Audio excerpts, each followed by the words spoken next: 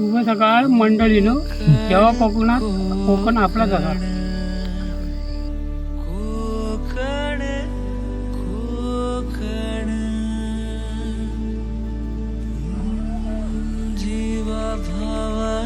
सध्या कोकणामध्ये थंडीचे प्रमाण वाढत चाललेले आहे दिवसेंदिवस. आणि थंडी पण फार पडली आणि त्यामुळे पालवी, आंबा, काजू वगैरे यांना आता पिकाला भरी असं वाटते सगळं काय. त्याच्या आशावर शेतकरी आता जगतोय.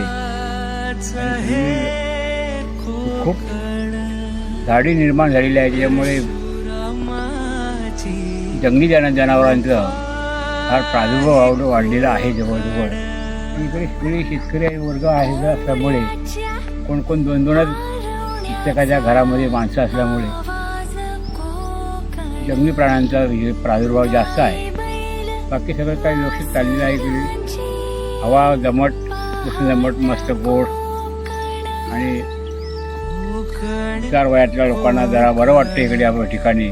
सकाळी मॉर्निंगला जरी आले आणि फिरले तरी त्यांचा व्यायाम होतो.